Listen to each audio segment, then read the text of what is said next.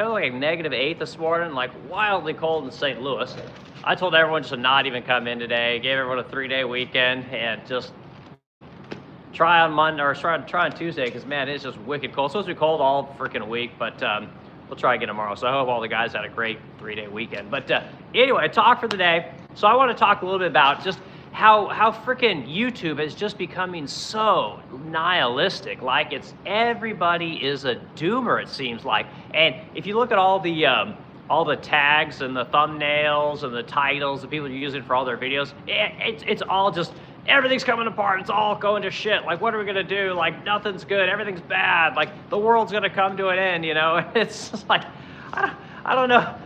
It's like that old title. You know, it's like asteroids gonna hit Earth and kill everyone. It says blacks most affected. You know, it's like stuff like that. It's like they're trying so hard to lure you in with this horrible headlines and just tell you that the world is coming apart. And me, as a small business owner, if anyone should feel like shit, it should be me if it's so bad. But I'm gonna give you guys some good news.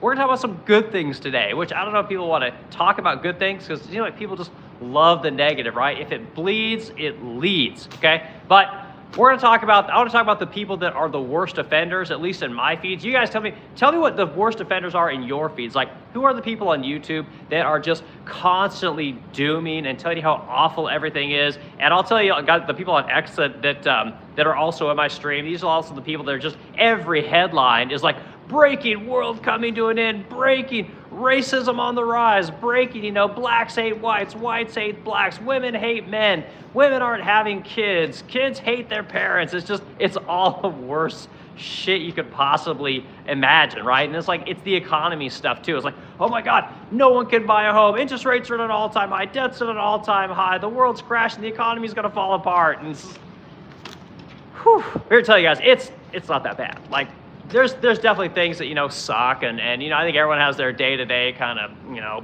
crappy things they have to deal with, and life isn't always going to be great, y'all. Like, I hate to tell you this, but like when I see people just saying, oh, it's not fair, healthcare is so expensive, there's no jobs don't pay anything, I hate my job, I hate my life, I hate my boss, I hate my mom, I hate my dad. It's just like, it's too much, you know? It's like me personally, I don't know about you guys, but I listen to YouTube all day. I don't watch YouTube. I'll look for like things to listen to, and you see the headlines, and it's just all doom and freaking gloom. And it's like, come on, people, it can't be all that bad. I mean, I think life's okay. You know, I got this old freaking hat on, this piece of shit shirt on, you know, and I'm here and it's 8 degrees outside right now, but life's okay. It's not that bad. You know, at least we're working. At least we're doing stuff. You know, the economy is moving along, and while people tend to point to the negative things, there's good things. You know, businesses are definitely struggling a little bit, but they're still here. We're all still here, man. Life ain't that bad, you know? So I want to talk about some good things, and you guys put some things in the comments that are good, like, because it can't all be bad, you know?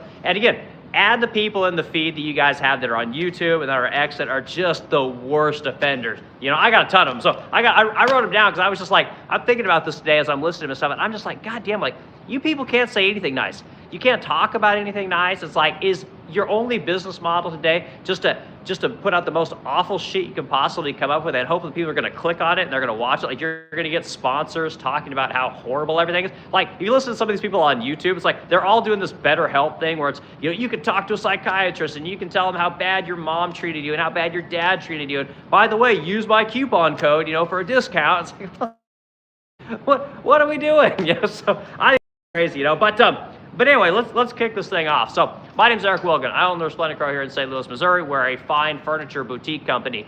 We make about 500 pieces a year. We are known for our high-gloss lacquer coating. And again, I've done videos on how I paint everything, how I make things. That's what I have on my channel for the most part.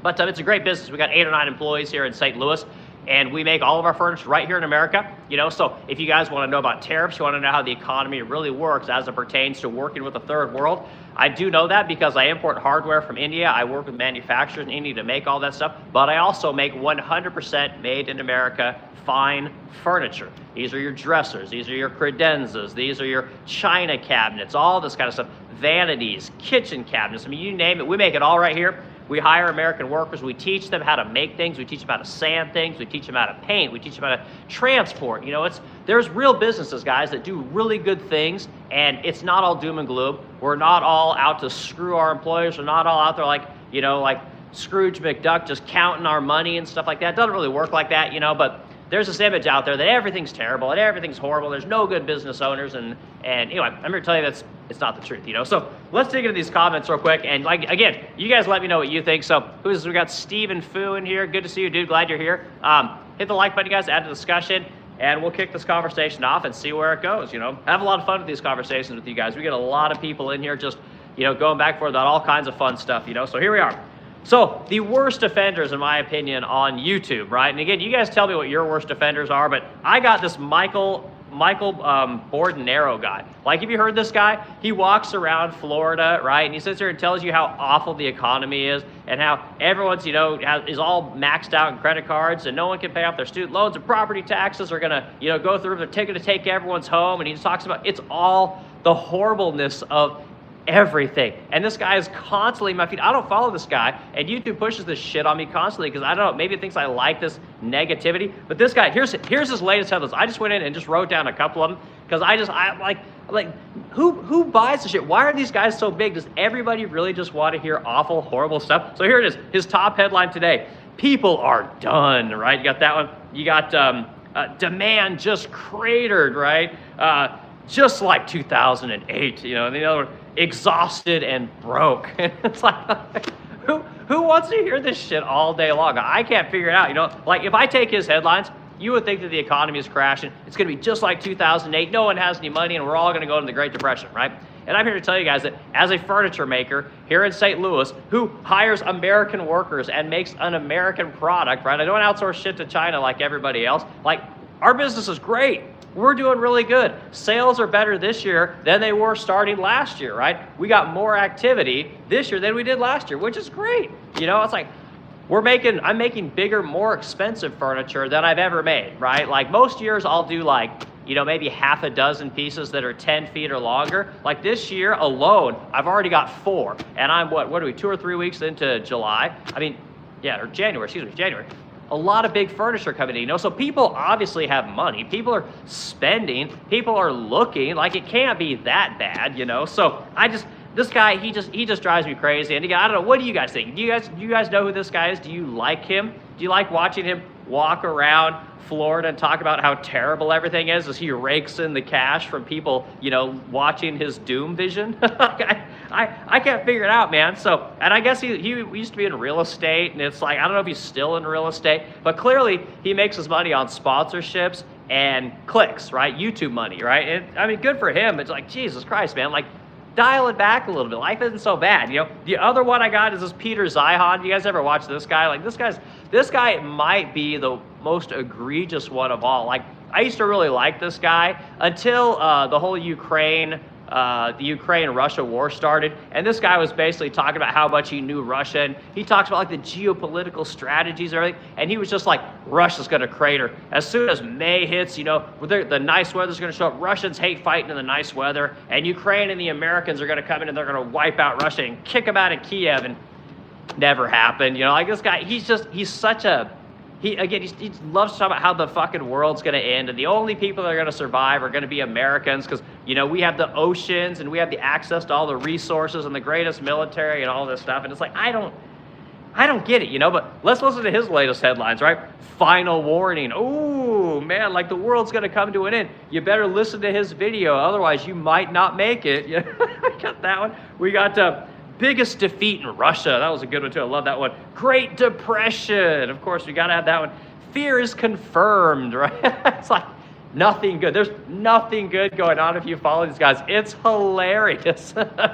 It's like a millionaire talking about people on welfare. You know, the funny thing about that, dude, and I'm glad you're here, Mississippi, but a lot of millionaires used to be broke. Right? A lot of us that have made a little bit of money, I grew up poor. I literally lived on a fucking trailer in bumfuck Egypt in Oregon. Like, so you got to be kind of careful when you talk about that kind of stuff, because people that the number one person that is wealthy in America is actually someone that grew up with less than they have now, right? These are people that were never millionaires, lower class people, and then they grow up. They either start a business, they work for something, they invent something, and they get very wealthy, you know? So there are, yes, I get that nobody likes it when people with money or means talk about welfare and what's good for the poor. I get all that, but let me continue, and I'll interact with you again. I don't. Yeah. Anyway. Okay. So yeah. So Peter's I think he's one of the worst. You know. But again, you guys tell me who you guys think are the worst people. Do you guys like this content? Do you love it when people are just constantly freaking talking about how horrible everything is? You know, it's like just hide in your house, don't come out. You know. I don't know. The other one that annoys me is the Young Turks. Have you guys seen these guys? It's that Cenk Uygur guy and Anna Kasparian, and they just get on there and constantly doom and gloom. That's all they do. Everything's fucking terrible unless you're some, like, you know, I don't know, some like liberal-minded person who just supports taking everything from the rich people and giving it to the poor people because they think that that's going to make everything better, I guess. I don't know. But here's their latest headlines. This one's good. This was good. Feds kill again. Oh, those feds, those terrible feds are out there trying to kill people, right? They're not trying to remove immigrants. They're out there just trying to kill people, you know? It's like one or two people get killed or get injured, but no one wants to talk about the 10, 15 million people that came in here illegally. Like, no, we can't talk about any of that, but feds kill again. ICE targets non-criminals, right? Because that's who ICE is going to go after. Of course they're going to go after people who haven't broken the law or aren't illegal immigrants, even though that's their only job, right? So to go after illegal immigrants. So too far, even for Marjorie Taylor Greene. Like, I love this one. Like, Jesus Christ, people. Like, is there nothing going on good in the world today? Is there anything going on good in the world today? Because I got a whole list of shit that's really good, and maybe you guys are good, maybe you'll disagree with me. But there's that one. Then it says, Americans have had enough. It's like, yeah, oh yeah, now we've had enough. Like, we haven't had enough the last, like, 10, 15 years. Like, it's just now suddenly, oh man, now that ICE is around trying to drag these fucking illegals out of here, suddenly, oh, Americans have had enough. You know, we're gonna cut off the funding to the government so that, you know, if you don't get the ICE people out of Minneapolis, like, it's hilarious to me that these guys think this kind of stuff, that suddenly we've had enough. Like, give me a break. So yeah, the Young Turks, so they're just insufferable. Insufferable is the only word I can think of. Okay, the last one is Tim Pool. Like, I used to really like Tim Pool too, but this guy, I mean, same thing with him. Everything comes out of this guy's mouth is civil war. You know, we're going to go to war. We're going to be fighting. It's going to be Florida against, you know, California, and California against Texas, and it's just, here's his headlines: Democrats begin civil war. It's like, holy hell, guys, what are we doing? Like, this is the stuff that people like. And again, like Tim Pool, kind of a cool dude, but his business model is to report the news, and he has a massive subscription following. You know, it's like, and of course he sells surfboards and coffee, right? We got that one too, which is cool. Good on him. But here's his next title: It's all a lie. Yeah, everything's a lie. Nobody's telling the truth. You know, be suspect, you know, of everybody. Let's see here. Let's see. They didn't make it what fascism looks like. You know, it's like, yeah, suddenly today it's all about fascism. Like, oh, what the fuck happened to 4 years ago, 5 years ago? Like, suddenly now we can talk about fascism. Like, I find it to be hilarious. You know, it's we let 20 million people into this country illegally, and suddenly now there's problems. Like, it's wild. These people are just, they're so out of touch, and their headlines are, I guess they're just meant to lure you in, and you're supposed to, I don't know if you're supposed to get mad or if you're supposed to agree. Like, yeah, I want to hear about fascism. I want to hear how awful our country is. Like, tell me more. I can't wait. So there's that one, and then it says, riots erupt across Minnesota.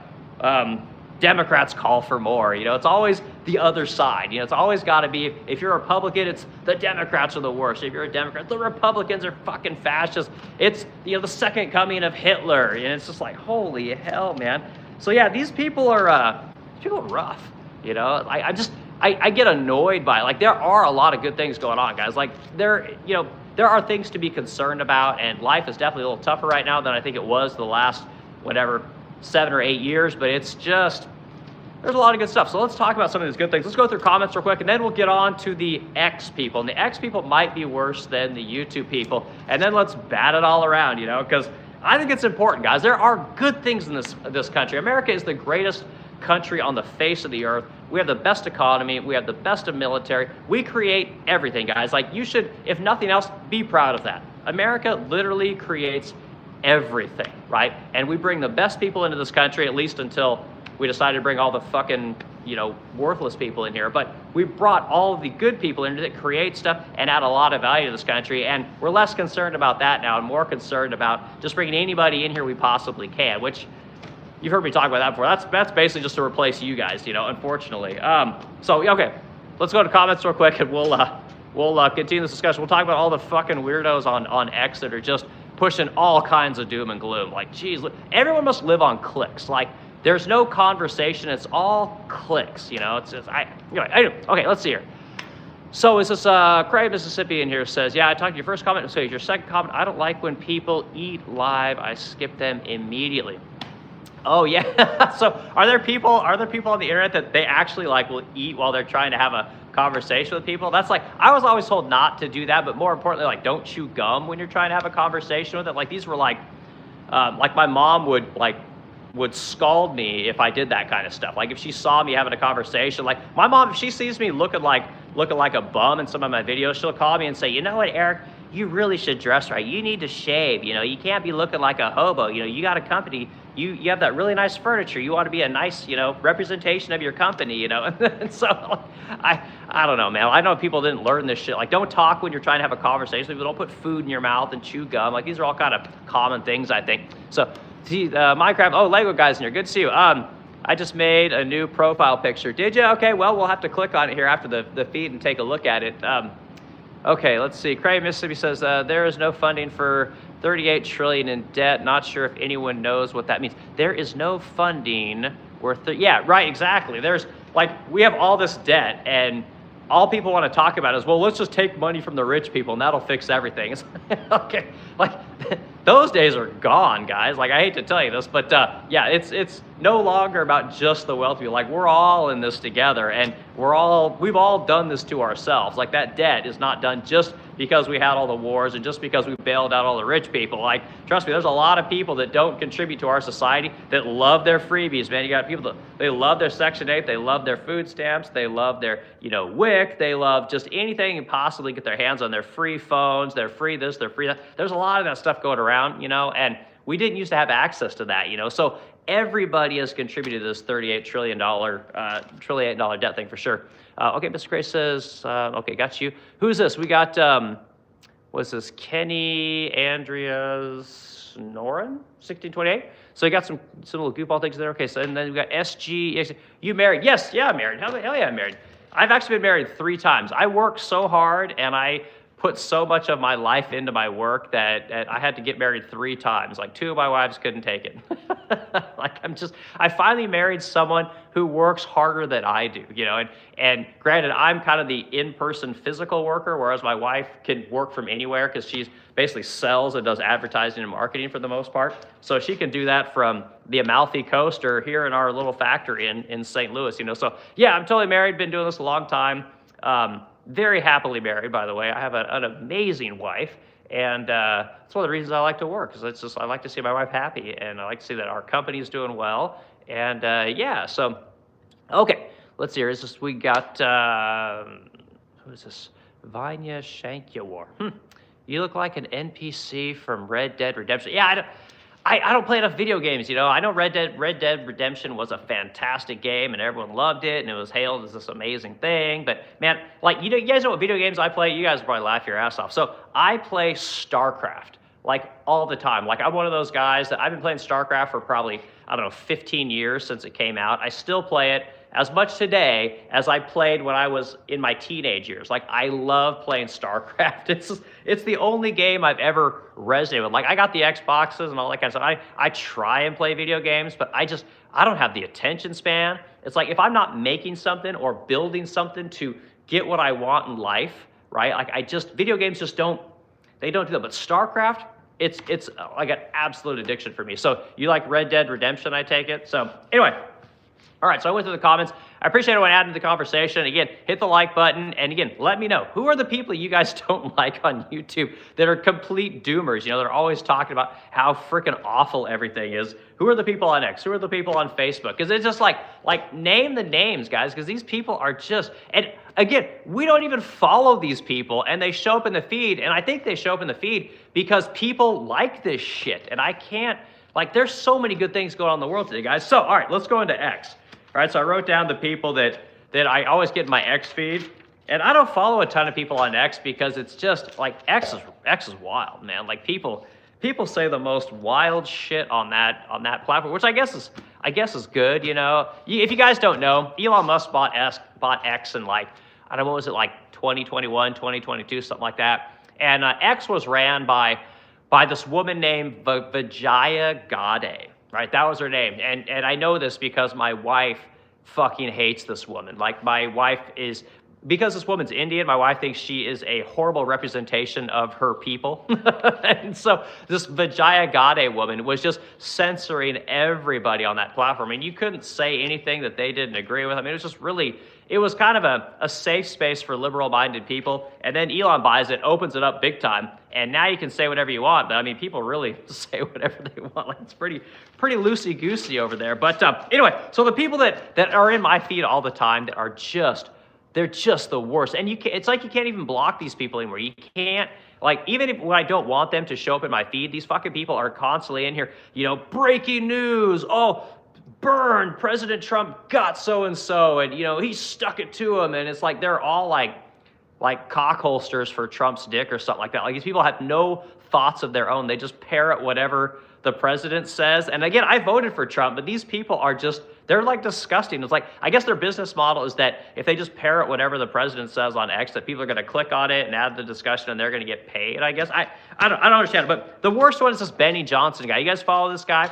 You know, he's actually cool. He's a comic guy. Like, he loves comic books, and I'm a comic book guy. I've been collecting comic books my entire life. But this guy, he's so, like, you just know exactly what he's going to say. And again, he's one of these people that just parrots everything that the administration says and agrees with everything the administration says. These guys don't have an independent thought in their heads. And again, every fucking time I open up X, constantly these people are in my feed just shilling for whatever, you know, the government wants. And it's disgusting. The other guy, I got this Derek Evans guy. You guys ever heard of this guy? I don't know who this guy is.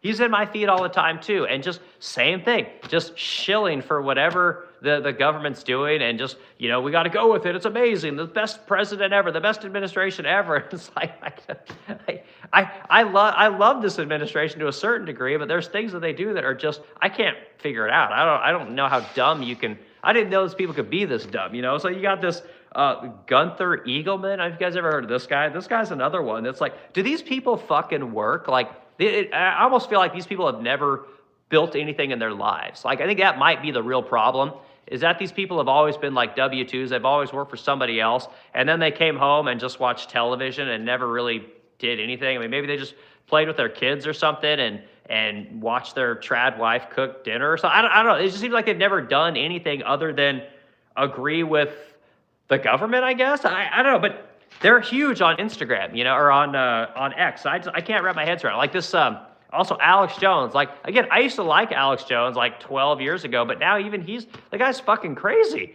You know, and he shows up in my feed all the time. He's constantly at the top doing talks and things like that. And you listen to what this guy's saying, and like, he's kind of batshit, you know. But again, the world's always falling apart with these people. Everything's going to hell in a handbasket. If we don't agree with the Trump administration, then America's going to fall apart. If we don't agree with what the Trump wants to do over in the, you know, Israel or Iran or Venezuela or Greenland, like, America's going to fall apart. You know, like the commies are coming to get us if we don't listen to these people. And I don't buy it, guys. You know, and you see, I think this topic is so ridiculous, but I thought, why not? We'll talk about this today, because sometimes I talk about Trump. People just love it when I talk about Trump and what an idiot that guy is. And it's just like, do people really want to talk? Is that all you guys want to talk about? That's kind of how I look at things. Like, this is the thing that draws people in. It's just, you see Trump in the headlines. Oh my God, I got to go listen to this. Like, there's more to life, guys, than dooming. Like, there's a lot of good shit. There's a lot of good things going on. So let's go through comments real quick. I'm going to go through some good things with you guys. And again, as a business owner, I got a pretty good pulse of how the economy is doing. I got my finger on exactly what's going on. It's like, I got to pay taxes all the time. I know what my employees are dealing with. I see what the price of hardwoods, plywoods, paints. I see what the price of labor is. I know what the taxes are. Like, we have a pretty good idea of how the economy is doing, and I'm here to tell you guys, like, it really isn't that bad. You know, it's not good. I'm not saying it's great, but it's not that bad. So, okay, let's go through the comments real quick, and we'll continue this thing going on here. Okay, we did the You Married thing. You did the NPC Red Dead Redemption thing. Who's this? Lamingo's in your one. I remember you. Yeah. Hello from Northeast Poland. Fantastic, man. Good to see you in here. Yeah, Poland's apparently if we don't go over there and fight everyone over in Europe and, you know, do the whole Israel-Iran thing, that, you know, we're gonna bring about the next annihilation of the Jews or something, some weird shit like that. Hold on, guys. I got my compressor on here. I'm actually at work. I'm gonna turn close this door here. Ugh. These old buildings, these doors, these are fire doors. So believe it or not, there's a 1/4-inch piece of steel on this side and a 1/4-inch piece of steel on the other side, and there's a dumbwaiter on the other side. And when it gets hot enough, it falls apart and causes the door to close automatically in the event of a fire. You know, so everyone probably knows all that stuff, but that's what that is. So. But it's so thick now. I close that door and it basically knocks out all the noise. It's pretty wild. But anyway, yeah. So cool. You're from Poland. I like getting other people from other countries. Yeah, Poland's a cool place. Okay, who's this? Alexan Trunozov. I don't know what the heck that last name is. I voted for Diddy. Yeah, I know. Everyone loves to talk about Diddy. Yeah. I just don't want to know about Epstein. I don't give a fuck about Diddy. I could care less. I want to know about the Epstein thing. I find it hilarious that we're juggling Greenland and Venezuela, and apparently we just sent like part of our military fleet to Iran. Like, we're going over there, like we're in the Straits of Hormuz now, and I guess we're gonna. I don't know what the fuck we're doing, but again, our own Congress on December 19th said all the Epstein files have to be dropped, and so we can go through them and look, and we can see who all these corrupt fucks are in our government and who all the blackmailing's been going on. And again, none of that's been released, and there's nobody's saying, you know what, we sure would like to know what was in those files, since we congressionally passed a law that the president signed. And conveniently, none of those politicians are like, I voted for this, I wrote this bill, you passed it, I would really like you to do what you said, or excuse me, you would do what I told you to do. But nobody's curious. It's just like, let's go get Iran. Let's go take over Greenland. Let's go grab leaders from Venezuela. Like, meanwhile, interest rates are really high. No one can afford homes and all these kind of things. And it's like, well, maybe we should work on that. You know, and Trump's like, oh, I don't know about that. I don't want the price of houses to come down. Like that's what I love about real estate people. You know, I'm one of these people. I bought my home at the perfect time. Like, I bought my dream home overlooking the Mississippi. It's fucking beautiful. I got it for like a 3% interest rate, and the value of my home is probably $750,000 now. And I'm here to tell you guys that if we built more homes, we made more homes available, and it caused the price of my home to crater back to its original price of $550,000, I'm okay with that. You know, because people need to be able to buy homes. You need to have churn in the housing market in order for the economy to work the way it does. So many people work within the housing industry, whether it's on the real estate side, the sales side, the loan side, the building side, right? The supplier side, you know, whether it's buying sheathing, you know, OSB, studs, electric, you know, outlets, and just there's so many things that go into freaking houses, you know, so we definitely got to see something happen there. But Trump's got no interest in that topic. You know, it's all just about, let's go up and go after the people in Minnesota, and then if we kill somebody, let's pick a fight with the people in Minnesota, and don't worry about the Epstein files. Like, don't worry about affordability. Don't worry about any of that shit. Like, let's just work on the dumbest things we can possibly work on. So I don't know, guys. It's wild times. So all right, let's keep going. I voted for Diddy. Okay, so OG Ladrin, LL Ladrin. What's up, dude? Rapper called OG Ladrin joining from Wales. Wales, all right, that's Australia, is that correct? Not the most worldly guy. I spent a bunch of time in New Zealand. So yeah, so the Aussies and the Kiwis, you know, they're kind of brothers from another mother in a way, you know. So rapper, huh? That's cool, man. Hope that works out for you. Rap's an interesting. Rap's changed. Like, I'm 46, so like when I grew up, it was all about, you know, Outkast and Notorious Big was big. You had Tupac, man. Notorious Big, released that double album. Was it Life After Death? Like, holy shit, man, that thing was awesome. And then Tupac released the All Eyes on Me double thing. Oh God, that was good times, man. You had the Atlians CD. I mean, there's a lot of good rap in the '90s. Like, it was awesome. And now it's like, now to me it sounds like you got a bunch of retards speaking in monotone, and they're just jumping around like,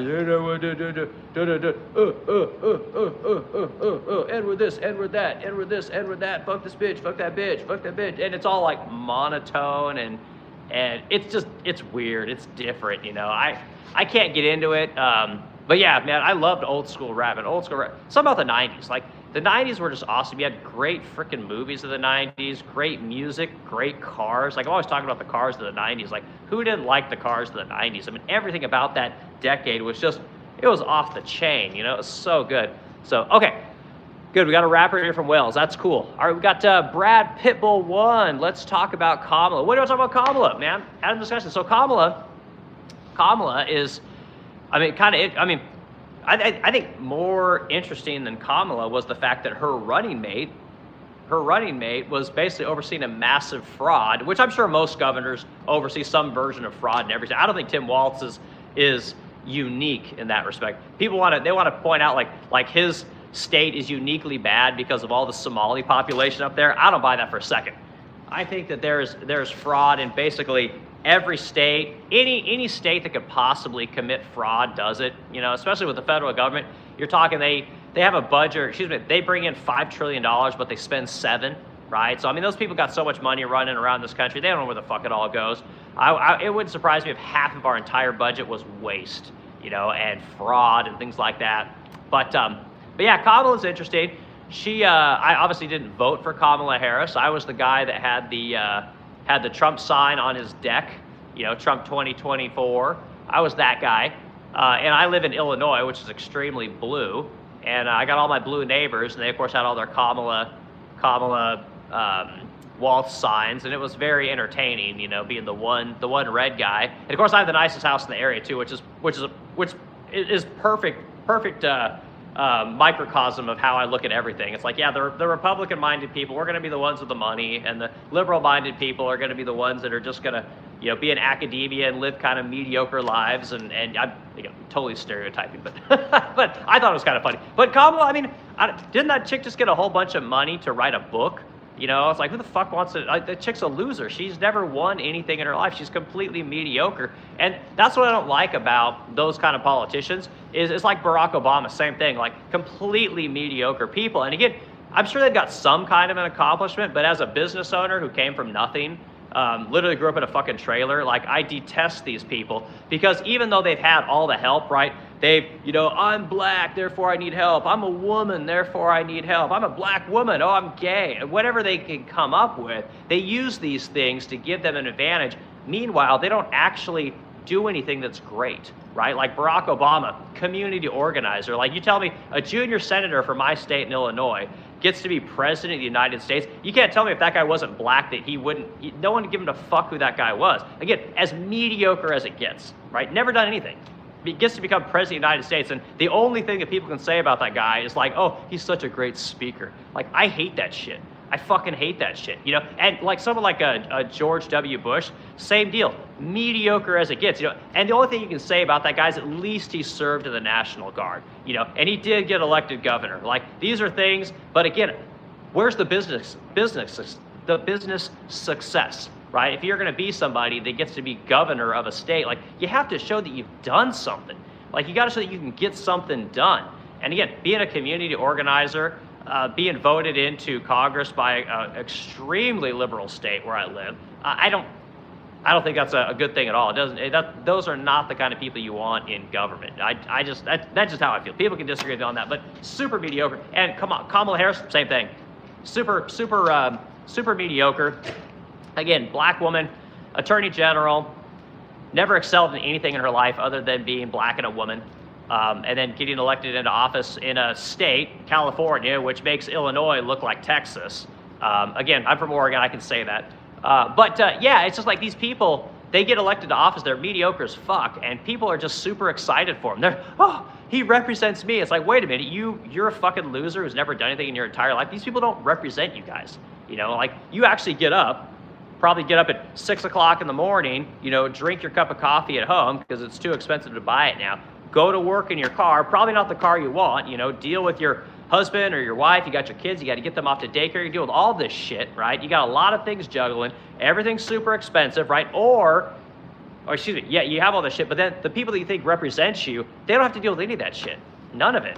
And yet somehow you like to associate yourself with these people. Like, you really want to associate yourself with mediocre people and think that they're going to represent you? I think that's horrible. I think it's horrible, guys. Like, Barack Obama, Kamala Harris, exact same people. One just has a vagina. That's it. You know, cut from the exact same cloth.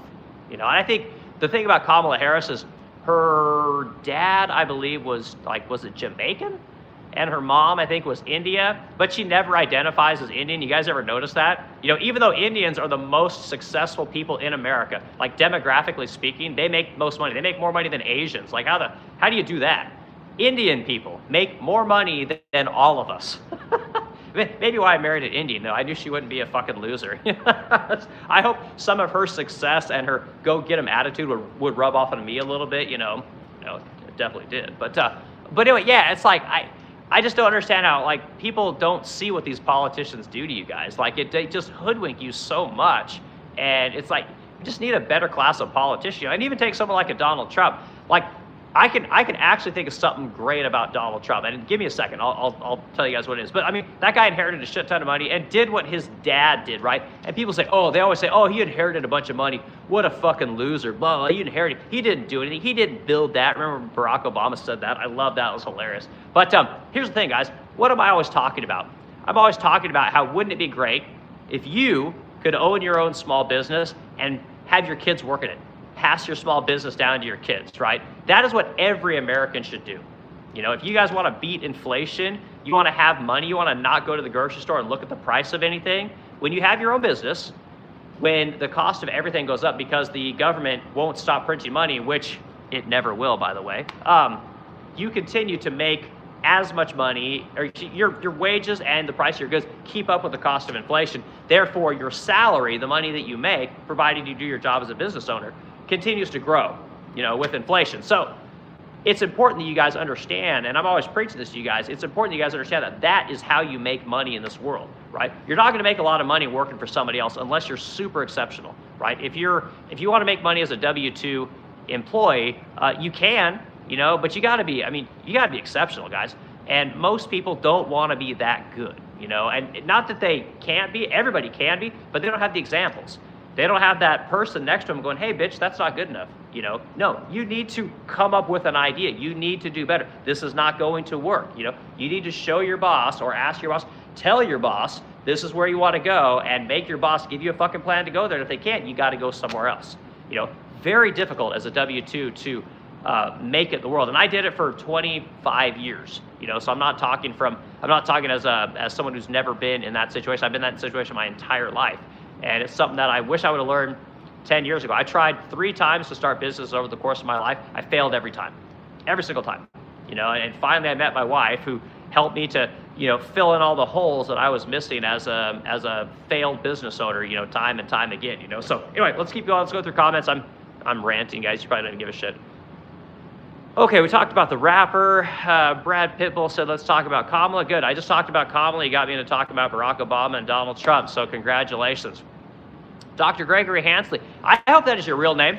You know, I'm guessing it's probably not, but I always tell people, I admire people that put their real name in their tag when they're on YouTube, when they're on X, when they're on anything, you know, because it's so easy to talk shit and be a dick when you have some kind of goofball name. You know, when your actual name is on there, it almost like forces you to talk with intention a little bit. You know, that's why when I do these streams, I tell everyone who I am, what I do, where I'm located, how I got here, why I'm here, what this business is about, and I think it's really important because I'm not going to talk out of my ass and say dumb shit because, again, my name's attached to it, my company's attached to it, everything I do is attached to it, and I'm a real person, you know, so I'm not just some faceless person that just, you know, says dumb shit. You know, like sometimes you get on these feeds, you know. So, okay, we are becoming an empire. Scares me. Yeah, dude, me too. Yeah, because I voted for Trump, but I didn't vote to be an empire. And I don't want to be isolationist. Like, a lot of people don't understand that after World War II, America could have become an empire then. We could have literally taken over the entire world. There was nobody that was gonna, we could have finished off Russia. Europe was already done. Africa, there's nothing there to worry about. There was just no Canada. Again, Canada relies on us. Mexico, nothing. South America, nothing. We could have literally taken over the entire world, and we didn't, right? And the reason we could have done that is because we were the manufacturing powerhouse of the world. We were making more shit during World War II than anybody in the history of the world had ever made. We just outproduced everybody, and we could have went over. We could have conquered everyone. We could have had, America 2.0, America 3.0, America 4.0. America Eastern Hemisphere, America Western Hemisphere, America Northern Hemisphere. We could have just taken it all, and we didn't. We didn't do that. We passed this thing called the Marshall Plan, and we helped to build up all the countries. We helped to build up everyone, and then because everybody needed America's manufacturing might to rebuild everything, when we paid for everything, they just basically gave that money back to us by buying tons of shit from us. But then the thing that people don't know enough about is that America basically created clean and safe waterways throughout the entire world. So the American Navy made it safe for intercontinental travel, right? So that you could start this whole globalism thing, So that's probably the one thing that America did that really helped a lot of people when we didn't need to do that. It wasn't necessary, especially right after World War II. We could have been what they called a global hegemon or an empire or whatever, but we didn't do that. So yeah. But now, the way Trump's talking, again, I voted for Trump. But the way that guy's talking, like, that's not what I voted for. I didn't vote for any of that shit, Some of the things we're seeing today, I didn't vote for that. I don't know about you, Gregory. I don't know if you voted for any of this stuff, if you agree with any of it, because that's the thing, like, everything has nuance, guys. Just because you voted for Trump doesn't mean you support everything he does, right? Just because you voted for Kamala Harris doesn't mean you supported everything she did, There's a lot of, like, people are people, they've got their own opinions about all kinds of things, and when we pigeonhole everyone, it's no good, But this idea of what's going on in Minneapolis, like, why is this the news of the day? I don't get it. Like, honestly, I don't care. I could care less. 1 or 2 people die when they're trying to round up 10 million people. Like, I expect that. I expect 1,000 people to die while they're trying to round up 10 million people, and you could say, oh, Eric, you're heartless. You don't care about anything. Well, they certainly didn't care when they were letting all these people in. Like, they had to have known that at some point somebody was going to run on the idea of getting all these people out of this country. Like, everyone had to know that. If you're one of these naive people that thinks, well, no, we're all just going to sing Kumbaya and everything was going to be great, like, you're naive, and I'm sorry, but yeah, this was going to happen, so that part of it, I agree with. In fact, I think we should go significantly harder. I think we should almost terrorize people to get them out of here. You have to have a deterrent, guys. If you don't have a deterrent, then people aren't going to follow the law. Like, I'm a big law and order guy, and if you're going to have some kind of system in this country that works, like, you have to have the hammer of God in order to get people to act the way they're supposed to act, And again, people don't want to hear that, but we've gone so far to the left as a country. We're just now getting back to center. We haven't even gone to the right yet, guys. Like, I hate to tell you guys this, but, like, it's going to get a lot worse before it gets better. And I'm ready for it. Like, I'm all for it. Like, I don't want to see people get hurt. I don't want to see people get killed. But we did this to ourselves, like, as a country, And Trump's the only guy that's got the fucking balls to do what needs to be done. But even now, I think he's going to back down. I don't think Trump's going to do any of this shit. I think it's all for show. I think he did it to get all of our votes, and now we're stuck with him, And sorry, guys. I have an opinion. So, okay, let's keep going. So Greg says we're becoming an empire. Scares me. Yeah, I don't want to be an empire, dude. Like, this thing with Venezuela, I don't want anything to do with that. I think that's messed up. It's our job to convince people that the American way of life is best. We convince people, right? We got the most intelligent people in the world here. We can convince people. We have all the cool shit here in America. We got the best borders. We got the best military. We got the best everything. We shouldn't have to go take over countries and grab leaders and go bomb foreign countries, because another country's scared of them. Like, we shouldn't have to do that. Our ideas should stand on their own, and it doesn't seem like Trump cares about any of that, which says a lot about what he thinks about America in general. So yeah, I don't like that. I don't like the idea of being an empire. It's like everybody wants to be. You guys know that America's one of the only countries in the world where everybody is clamoring to get here. Like if you asked anybody, everyone wants to come here. And again, I know this because I've got all kinds of immigrants that work at my company. My wife is from India. Her entire family is in India. Like we talk, like people talk, and everybody wants to come here because of the freedoms that we have. You can own a car here, right? This idea that you can have 2 or 3 jobs. Like you tell that to somebody who can't find work in the third world. You tell them you get to come to America, and guess what? You can work 2 or 3 jobs. That makes all of us Americans look like bitches. And people always hate it when I say this kind of stuff, but this is what you guys are competing against. When you let these people in here, they're going to work you out of house and home. Guaranteed. Because where they come from is hell. And people like to use the word shithole countries, and it's perfect. That's exactly what it is. But for whatever reason, they can't get their shit together, so they come here, they work 2 or 3 jobs. The idea that they can work 70, 80, 100 hours a week, they love it. And we say that we're taking advantage of them. Trust me, these people, that's what they want. That's what they want. And I've seen enough of these people when they come here as first-generation immigrants. They'll outwork any American. They'll outwork me. Like, I don't think anybody can outwork me. They'll outwork me every fucking day of the week. But guess what? Here's the thing I've also noticed over my years of working with all different kinds of immigrants. Their kids don't have it. Their kids become like everyone else. They're used to being in the American education system. Their parents start to get money because they've worked so hard, and then of course they want their kids to go to school, and they end up becoming like traditional type Americans. They want the house, they want the home, the cars, the Starbucks, whatever, the H&M clothes. I don't know what the clothes, popular clothes are. But the second generation and the third generation of these immigrants that come here, they become very Americanized. So whatever it is that their parents had, that killer instinct that everyone here in America is terrified of, goes away within 1 generation. I've seen it many times, So let's keep going in the comments. Sorry, guys, I'm kind of running my mouth here. I tend to do that. Okay, who's this? The real MN. What's MN? Is that in Minnesota? I don't know what MN means.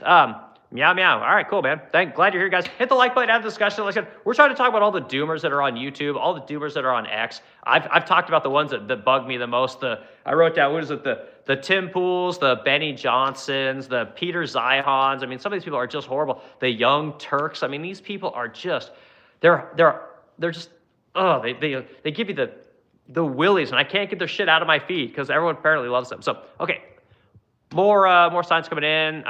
Who's this? Holger Broman 5221. Yeah, the fractional reserve banking. Yeah, and everyone, I think that's a good thing. A lot of people are opening up, their eyes are being opened to what the Fed does, right? Their eyes are being opened up to what exactly money printing is. I think a lot of people thought that when the government spends money, that somehow it doesn't affect all of us, right? And it's not a big deal if the government prints $2 trillion a year. As long as I got my Section 8 and I got my food stamps, if I'm a business owner, I got my tax breaks, I can avoid all the EPA and OSHA regulations that we have here by sending all my work to the third world. As long as everybody gets what they want, nobody cares that the Fed essentially prints a shit ton of money that we then put into the economy, right? Which devalues all of our money. Every bit of it. Like this idea that everything is getting more expensive. It's not that everything's getting more expensive, guys. It's that the dollars that are in circulation buy less. It's a weird concept for people to understand, but that's really what's going on. So this whole banking is going to destroy America. Like it's the thing that built America, but it's also going to be the thing that destroys it. Like these bankers, people like Ken Griffin. These guys who used to be here in Illinois, now you moved down to Florida. Like these people don't care about you. They don't care about our country. Like to them, it's always number go up. That's all they care about. It's a really weird mentality. But yeah, we got problems, guys, with this print money is a big deal. Okay, who's this? We got Harsh AD 786. Greenland is next. Yeah, again, why? Why? I'll tell you guys something. Here's. You guys probably have never heard this before, but did you guys know that America has a shit ton of rare earths? So I got a homework assignment for you guys. So when you're off this stream, you need to get on Google and you need to type up where are the rare earth minerals in America? And what you guys are going to find out is that the last mine that we had in circulation is actually in California, and it's not that America doesn't have rare earths. It's that what I've been telling you guys about all the businesses in America, okay, we regulated the fuck out of the mining industry. Everything. Mining, like, pick your mineral, lithium, uranium, rare earths, right? These things that, hell, even copper, like these things that we do have here, we can't mine for them.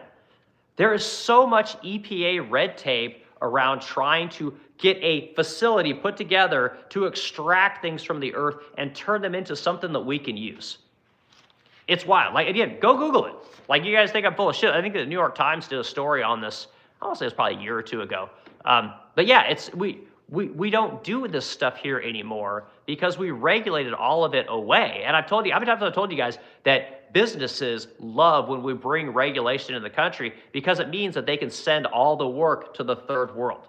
They love it. They push for more EPA regulations here. They push for more OSHA regulations. They push for more tax regulations. They push for more labor regulations. They push for all that shit here. And now we're at a point in this country where we can't do much of anything. We're struggling to it's very difficult to start businesses today. It's very difficult to put, talk about the power issue. We can't put a fucking power station in this country because of all the red tape. Like, I live on the hills above the Mississippi River. I've got a power station off in the distance that I can see. I want to say it's called Sioux something power station. I forget what the second word is, but it's a coal-fired power plant, right? Coal-fired power plant. It was named the second dirtiest power plant in America. The barges go up and down the Mississippi River every day, 24 hours a day. Beautiful to watch these things go up and down the river. The Mississippi is known as a working river, but these things go up there and they supply coal to this power station. It powers, people from all. It's owned by Ameren Energy, which is the big power outfit here. But again, that particular during the Biden administration, that particular power station was set to close down for a year while they converted it from coal over to natural gas. It's like, why? Why? Do you guys know that St. Louis is one of the largest producers of coal in the world? We got Peabody Energy here. I think they're one of the largest energy companies in this country, right? So there's a lot of things that happen in this country that people are unaware of, right? So instead of making another power station, which would get the price of power down for everybody, they're like, no, let's shut this one power station down so we can get it cleaner. Not because it makes more energy, but because it'll be clean. This is a regulatory problem, right? And you think, again, I live right by this power station. You think I give a fuck about the fumes that are coming off this thing? I don't give a shit. It's never affected me one bit. The area is beautiful. I got fucking eagles all over the place. Every bird you could possibly imagine. This fucking bird sanctuary is up there. You think anybody cares about the stupid power station? No. We just want to pay less than 8 kilowatts per hour for energy. So fortunately, when Trump was elected, one of the first things he did was he said that those guys don't have to do that anymore. So they don't have to convert that power station over to natural gas. So go read up on this kind of stuff. There's a lot of fucked up shit going on in this country, and it's all regulatory stuff. So anyway, sorry. You guys get me going. This is good. But this whole Greenland thing, like, why the fuck are we going over to Greenland? Like, well, because they have rare earths. Like, whenever they say this kind of stuff, guys, it's kind of bullshit. And I'm not saying we got enough rare earths here in America for everything. I don't know, to be quite honest with you, but I know we had a large place that produced a lot of rare earths, but it got shut down for no reason other than that we could get it from China, right? So the company that would have been doing that work here is no longer doing that work. So then inevitably, right, we'll see it on the news. Oh, we want to start a rare earths factory, but we can't because we don't know how. We don't no longer do it here anymore, so therefore we can't do it, right? The same thing with, like, if you want to make tennis shoes here, it's like, oh, we can't make tennis shoes because we don't have the presses, we don't have the molds, we don't know how to work with the foam here. It's like, well, why is that? Oh, because we sent all the work to China. Like, and you can pick any industry in America and you can make that argument today. And it's complete horseshit. It's so disgusting at the lack of things that we can actually do here. We have one of the largest countries on earth, right? Russia being the largest. Russia has way more resources than we do, but we purposefully pick a fight with that country, right? Which I don't even know that we would really be in a fight with that country if it wasn't for this stupid Cold War bullshit that we were all fed for. I don't even know if that was as big of a deal as we think it was. Like, I think the relations between Russia and America right now could be mended big time. And guess what? We wouldn't need China at all. We wouldn't need any of these fucking countries. Russia has so many fucking resources. And guess what? If you just hop off to the state of Oregon, right, and take a little trip over the Pacific Ocean, they're right over there. We already have the ports, you know, Portland, right? We got the big ports in LA. We got the big ports in, what is it, Victorville, I think, down there in California. Like, everything's right there to bring tons of resources over here from Russia. But we can't stop for a second to be like, oh, well, maybe we should try and get along with these guys, you know? Like, maybe we ought to try and improve relations with these people. Like, we have to have a boogeyman. It's like, if we don't have a boogeyman, we got nothing to talk about, right? America has to be afraid of somebody. It's hilarious to me. Like, get this. Like, China's apparently our biggest rival now. Like, everyone goes, oh, China's the enemy. China's trying to take all of our shit. China. Yet, we trade more with them than anybody. It's like, what a bunch of fucking hypocrites. You know, I don't know if people buy this shit. Like, I think it's hilarious. You know, now we're talking about Greenland. Like, what a distraction. Like, where are the fucking Epstein files? Like, I don't care about Greenland. Like, we have rare earths here. Stop buying them from China. You know, we could do this stuff here. We really could, but not interested, you know? So look some of this stuff up, guys. Like, I'm not crazy, I promise. All right, so keep going through more comments. So Greenland is next. So we talked about that one. Sias says, thanks. But I'm looking for jobs in my studies. Okay, well, tell me what your studies are, okay? I'm very leery of when you say the word studies. It tells me you went to college, right? Which, again, if you're really good at what you do, college is great. If you're really intelligent, college is great, right? If you're kind of a normie guy like me, college isn't going to help you, dude. Like it really is. College is more of a networking thing than anything. People today, they need to go to work for people that do real work, you know? That's really, and do it right out of high school. You want to get a real job? Go work for, as an 18-year-old, working for an HVAC company, right? You'll learn all the skills, you know, cutting with sheet metal, bending metal, you know, customer service, learning about the electric side of setting up of heat pumps and air conditioners, all this kind of stuff. You'll learn a lot of really cool skills, and the company that you work for will probably pay for you to go to school if they need you to go to school. You know, whereas you just go to school for yourself, I guess, and hoping that you're going to work for a company that might pick you because you have a degree, as opposed to the 18-year-old kid that showed up that proved he could do the job at the company for 4 years while you were training to work for some type of company for 4 years. He's got 4 years of experience, probably makes just as much as you're going to make coming out of college with zero experience. You know, so I don't know if that makes sense, but tell me what your studies are. I'm very curious because, like I said, I love helping people. I know plenty of people that they've got, you know, crazy educations and they're just fucking worthless, you know. And you can say about anybody, I'm generalizing just a little bit, but what we care about as business owners are, can you show up? Do you put your best foot forward every day, right? Do you put the work that you're doing for the company above the work for yourself, right? Do you put yourself, you know, behind what you have to do at the company, right? That's very important, right? Are you fully here when you're at work, right? Are you committed to are you trying to learn things? Are you looking for problems? Are you looking for efficiency? Are you looking to do a good job? You know, these are the things that we're looking for, you know? So let's keep going. Okay, I hope I said that right. Say yes, right? Say yes, 5330? 5330. Son's in here. Son, dude, good to see you, man. Glad you're here. We're talking about all these doomers on YouTube and the freaking doomers on X, and like just some of these people are just horrible, son. Like, I'm so tired of all these people just saying everything's terrible, everything's bad, you know? Or it's like the other side. You got the administration's so great, they're doing everything perfectly. Like, oh, burn, Trump just burned this person, Scott Bassett just burned this person. Like, oh my God, it's so amazing. Like, it's getting old, man. I'm getting so tired. I don't want to be on social media anymore.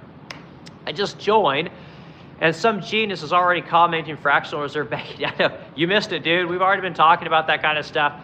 The printing of money is like, a lot of people think that everything's getting more expensive, and I'm trying to explain in like the simplest terms that I can. It's not that things are actually getting more expensive. It's that the printing of money has just devalued the ability of your dollar to buy something. It's actually, your money is just worth less and less and less and less and less and less, and it's just going to continue to get worse, guys. Every year it's going to continue to get worse, especially as this interest that we have to pay starts to compound, right? Interest generally does that. Right now it's something like, $800 billion a year is just interest. And I think next year it goes up to almost $1 trillion. So it's not going to be too many years. We're going to be spending $2 trillion on debt, right? And it's actually, it's like poetic in a way, son, because we're $38 trillion in debt as a country. Most of our society is in a ton of debt for whatever reason. We're just a country that loves to be in debt. It's our favorite thing to do is just charge up as much debt as we possibly can. And one of the reasons that we can't, like a lot of people can't get ahead today and there aren't any great jobs is because everybody just wanted tons of cheap shit. They charged whatever they wanted on their Amazon card, on their Chase card, on their buy now, pay later bullshit, the payday loan, everything they could, and they bought cheap shit that they don't even care about anymore. Most of it, like things have gotten so cheap in America that people instead of, and I've talked about this many times, like we won't even look for shit in our house anymore. We're just like, oh, I can't find this thing. Well, I'll just order on Amazon, it'll be here tomorrow. Like how many times have you guys done this stuff? It's insane. And this is, I think, the main reason everyone's in debt.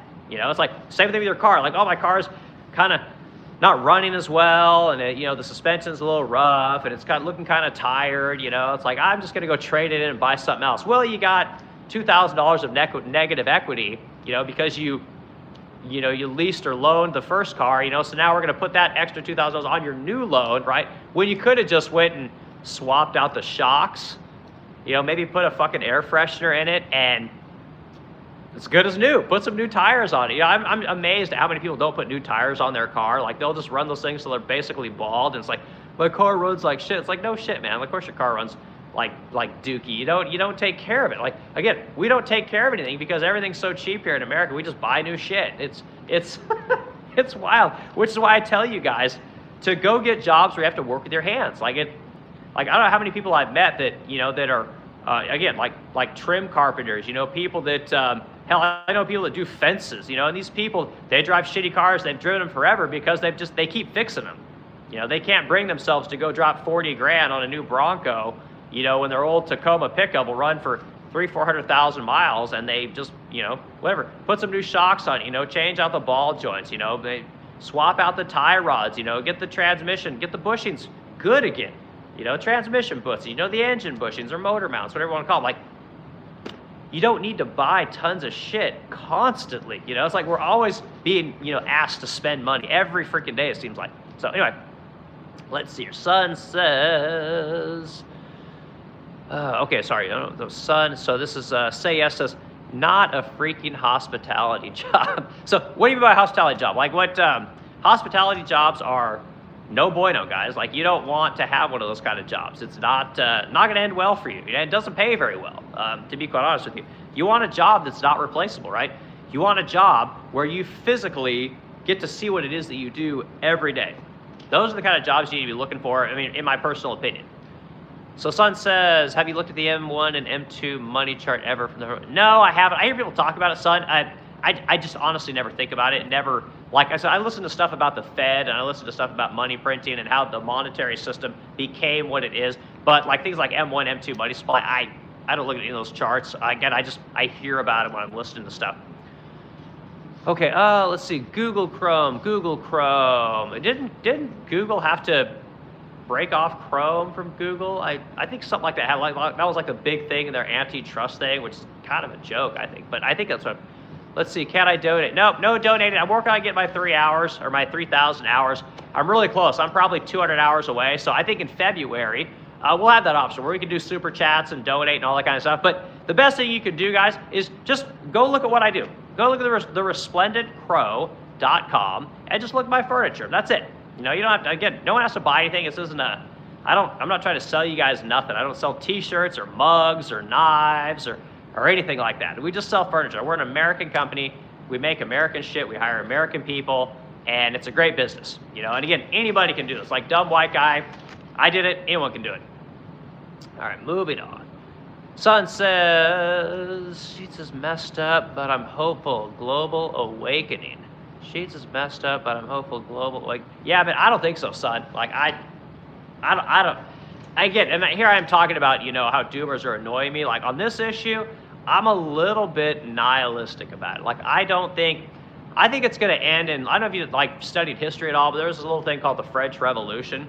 And basically what happened is you had the aristocrats, essentially the upper class and the lower class. The chasm got so big that the poor had enough, right? Had really had enough, and they cut off all the fucking heads of the aristocrats. They came for them, pitchforks and all. And I think that's what's going to happen here. Like, if I had to really break it down, like, I think that's what's coming, And unfortunately, take that Zoran Mondani guy. Like, I always hear people say, oh, everyone's always like, oh God, the people don't understand what this guy's going to do. He's a socialist. He's going to bring in communism. And they use all these ism words, right? Because they don't really know anything, because they've never owned businesses. They don't understand how people actually are, because they've never had to hire and fire them. They've never had to listen to employees cry on the shoulder about whatever their bullshit they're dealing with at home. They've never had to deal with people on that kind of a level. And what these people do is they immediately say, well, this guy's going to bring on communism and socialism, and he's terrible, and we know this because of history, right? And they'll say, capitalism is the only thing that works. The only thing that works. And what I always say to people is, I say to them, like, if you've only experienced capitalism and you've never experienced socialism or communism, when you are living with what capitalism is doing to people today, socialism sounds great, right? And you talk about people like, Mao and Pol Pot, and they killed 80 million people. They killed 40 million people. Joseph Stalin, killed 40 million people. You hear about what all these people did, and it's in history. It's in books. It's like that Nick Fuentes guy talks about the Holocaust. It's like everyone's, the Holocaust is so bad. We can't have anything to do with it. If anytime I say the Holocaust, you have to bow to me and say the Holocaust is the worst thing ever. Like, people don't give a shit about any of this stuff anymore. They don't care. Their lives aren't what they thought they were going to be for whatever reason. They're pissed off. They're tired, and they just want to feel better than they feel. And if some guy comes in and says, you know what, I'm going to take from the rich and give to the poor like motherfucking Robin Hood, they're going to go for it. So when people just say, oh, well, it's going to be bad. It's going to be bad. Capitalism, capitalism. And again, I own a company. I'm as capitalist as it gets. But I understand why these people are pissed off. It's like, you got to give them a better shake at things. And if you don't, you're going to get communism. You're going to get socialism. You're going to get French Revolution. They're going to come cut your fucking heads off, right? They're going to come fuck you in the ass, right? And when you scream for your security, there's going to be so many people that are poor and destitute and not getting a good shake at life. They're going to go through your security. They're going to go through you. They're going to go through your family. They're going to go through your family's family. They're going to go through everyone because they're so pissed off, And if that happens, like, I'm not going to say I don't blame them, but I understand, right? Chris Rock has that bit, about beating women, and it's like, yeah, he says, I don't condone it, but I understand, and that's how I feel about it. Like, I just, we got to make things, we got to put more people on a level playing field, and we got to give more people an opportunity to have what it is that they were told they were going to get. Well, they were told by their parents that America represents. They were told by their parents what society is supposed to be like, the things that they could do, the opportunities, the dreams, the ambitions, all these kind of things. Like, if you don't provide that for people in some or a path for that for people in some meaningful way, they're going to become super nihilistic, right? And then again, they're going to be people, they're going to come cut your fucking head off. It's just a matter of time. And again, it's horrible. I don't want that to happen. But I mean, you literally have an avowed socialist who is the mayor of the financial capital of the world. I mean, if you can't honestly say, well, that means that capitalism has failed those people, and guess what? They elected someone who's the antithesis of the financial capital of the world. It's like, you're not having a real conversation. You're not being honest with yourself. You're not being honest with the people around you. And you got to do better, man. If you don't do better, they're going to go to something else. They're going to go to there's a popular quote. I forget who said it, but they said that if you don't show, no, god dang it, what is it? Something about men, like if you don't provide warmth for them, they will burn your village down in order to feel the warmth. There's some to that effect. I forget exactly what the verbiage is, but that's kind of what's going on there. It's like you told them, this is America, this is how great it's going to be awesome, and you're going to do whatever you want to do. You can go to college, you can be this, you can be that, you're going to have it better than your parents did, and none of that's happened, for a lot of people. And again, if you're the best of the best, you're living gravy. If you're really good at what you do, you've had a lot of great opportunities, a little bit of luck, You don't see it, but there's too many people now that do, you know. So that's all I'm gonna say on that. Let's keep going through the comments. Brad Pitbull, try over 200 trillion. Oh yeah, yeah, son. You could probably talk about this. I think there's something like $350 trillion in global debt. You know, and if you do a little bit of research about how the global debt system started, right, you're gonna go back to like the Rothschilds and J.P. Morgan and the advent of the Fed and the International Monetary Fund. Basically, they got every country is in debt to everybody. And so it's this kind of like system that nobody can get out of because everybody's in it, right? And if you're one of these countries that isn't in debt, right, then basically the minute you run into financial trouble, which every country inevitably does, you have to go to the International Monetary Fund, the IMF, to basically get bailed out. And then they basically make you become part of the debt system. It's really twisted, guys. So, son, I know I've talked about that video many times, but it's a cool video. You guys should go look at it. Look for it on YouTube. You would just search for like Rothschilds, J.P. Morgan, the Fed, and the IMF. Debt pool or debt bubble or just debt. It'll show up. It's like 30, 40 minutes long. Okay. Let's see. Bio Teach Rick. Okay. Is your business doing well? Yes, my business is doing fantastic. However, real talk, it started off like say, I would say like the last 2 or 3 weeks of December were just wildly busy. And normally December is a fairly slow month, right? People, finish up the holidays. Everyone's trying to get back from their traveling. And since I deal with wealthy people, they travel a lot and they do big things for the holidays. So they're not generally thinking about furniture and home goods. But we were super busy. And then like the first week of January was just also busy. I was saying earlier, I've gotten more 10-foot orders for cabinets that I've ever gotten in the history of my company. But I would say in the last like 2 weeks, it's been unusually slow.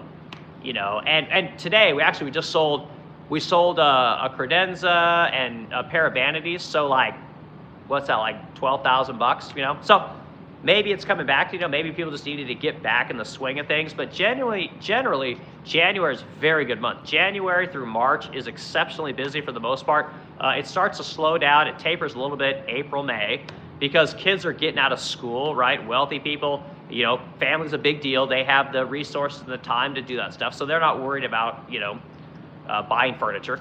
But then you get into, you'll see a little bit of pickup in like between May and June a little bit. But then when the summer hits, July, August, dead, like hardly anything. That's when you're like painting walls and finding other shit to do for people. And then after that, it's gangbusters to the end of the year, because everyone's ramping back up for the holidays. The kids get back into school August, September, and then it's like, oh shit, Thanksgiving, Christmas, I need furniture. We're redoing this room. We're redoing that room. We need to redo these things. We're building a new house, and then we're just slammed, So that's kind of how the furniture cycle works for us. But we are very busy, Like I said, we just had a slow couple of weeks. Last year we did, I want to say we did maybe 1.5 in overall revenue, which is fine. I think that's fine numbers for me. If that's what I did every year, I'd be happy. But sometimes it's better, sometimes it's worse. It just kind of depends. But we're doing good. Like I said, the economy overall, at least for my business and the people in my business and in my industry, are generally doing okay. I hear from one of my plywood suppliers that they're slow. They've been slow for a while, but it could be just that employees, a little bit pessimist. But I don't know. So I hope that answers your question. Okay, that was BioTeach Rick. So this is Chill D Ding Prod. Interesting name. Okay. Remember Alex Preddy? Nope, don't give a fuck about any of that. I'm tired of focusing on this little shit. I don't care. The same thing we got in even like my county where I live, Madison County. They're trying to recognize that, who's that, Renee Good, or is it Renee? I think it's Renee Good was her name. They're wanting to put a day on the calendar for her every year. It's like, what the fuck is going on, people? Like, we got real problems in this world. It's like this is all that people can focus on now. It's just like whatever they're told to focus on by the doomers, right? Oh, you got to care about this issue because everybody's talking about this issue. Meanwhile, the stuff that really matters, like what we passed in Congress, December 19th, releasing the Epstein files, like suddenly no one cares about any of that. Like, not a big deal. You being able to get to buy a home, like, Can't have that. Like we don't want to work on affordability in this country. Gas is cheap, or cheaper, which is good. But again, electricity wildly expensive. Where's all the new energy plants? Where's the new energy policy? It's like, oh, we're going to take Greenland and that's going to make energy cheaper. I don't think so. It's like, where are all the new mines? Where's all the lithium, places? We got Thacker Pass out there in Nevada. Like, why don't we have a massive factory out there or mining operation, getting all that shit out of there and selling that to the rest of the world? We should be selling lithium to we got so much lithium here in America, but again, like I'm telling you guys, we don't do anything here in America that we can outsource to the third world. Now, all the businesses are here, right? The executives and the large corporations that own all those resources, they're getting paid. Their shareholders getting paid. You are left with a service job. You're left with the scraps instead of getting paid real money to do a real job. Like people like to talk shit on like coal miners. They like to talk shit on people that work at power stations, even like they would do mining, right? And of course, coal mining is a fantastic example. People love to talk shit on those people. They make $120,000 a year, right? They make really good money. They get great benefits. We got Peabody Energy here, a huge coal manufacturer, coal miner. Like these will make great money. You work at a power station, you make fantastic money, but you get to work customer service at Zara. That's gonna be your job. You're gonna take your 4-year degree, and you're gonna be a assistant manager, at Burger King. Like great job. I'm sure your kids would love to take after their dad. And again, that sounds bad, guys. Like I don't mean it like that. I think more people need to start their own businesses. More people need to be able to do jobs and things that they would want their kids to do and have generational businesses here in America. They'd be great for everybody. So anyway, don't mean to sound like a dick there. Okay, bio teacher Rick. I already said hi, dude. I said your thing. All right, who's this? Jim Rick? Or no, excuse me, Jim Smith. F6D. Cool. I don't understand how China gets labeled uncivilized while the U.S. normalizes weekly school shootings. Is child safety doesn't factor into civilization? Exactly. Well, so I'm a firm believer that an armed society is a polite society, and unfortunately, and this is not a popular opinion by any means, but when you have a society as free as America, there's no other society that's as free as America. Like I've traveled, my wife's an immigrant. There's almost no place on earth that's like what we have here. So yes, there are bad things. Shootings are horrible, and I don't want to see anybody lose their life. But that's the price of having what it is that we have here. We have these freedoms. And I would also say to you that when I grew up, my stepdad would tell me that they would regularly, he used to take his gun for show and tell, okay? Something has happened within our culture that has fucked up our kids. And now it's adults. It's the adults that are fucked up and they're having kids. I think that the reason we have shootings here in America and we tolerate the shootings is because we sent everyone to college. Like I'm a broken record on this issue. I think the reason everyone's, a psychologist and everyone is, worried about health care and they're worried about psychiatric care and they're worried about dental care. They're worried about all these health and mental issues is because they've been trained to worry about that shit. Like I haven't had health care for a decade. Whenever I have to go to the doctor, I just pay cash. It sucks sometimes, but it's way cheaper than paying for healthcare. And again, I have a job where I am around paint fumes. I work on table saws and routers and all kinds of dangerous shit, lifting furniture all the time. And I've never worried about it one bit. It's just never been a thing. I have a heart condition. Not a big deal. Like life goes on. Like we've been so, what's the word I'm looking for? We've been so traumatized, I think, or we've been educated to be so traumatized and so paranoid about the world that it's created a society of people that are just as weak as it gets, right? And again, when you're weak and you don't have prospects for the future and you look at things like social media where it's like everyone's living large and living this great life and you're like, well, my life really isn't that great. People want to make a name for themselves. They want to be remembered. They want to be seen. And then sometimes you get people like, that Dylan whatever the hell that guy is from Columbine, I forget his name, Dylan Harris or something like that. But they pick up a gun and they start shooting people because, like, I'll get attention that way. You know, we didn't used to have this problem, and it wasn't an issue when I grew up in the 90s. You know, so clearly something happened after Gen X that led to a whole bunch of people starting to shoot, right? And again, the thing that happened in Columbine was my generation, but it's got nothing but worse after that. And again, the only thing I can think of is it's got to be academia.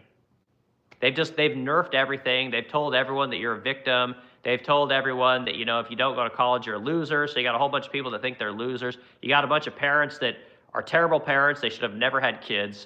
You've got a bunch of, you know, narcissistic people in this world who have just created a society of complainers and whiners and people that just have it super easy, you know, for whatever reason, you know, and that leads to people, again, wanting to be seen.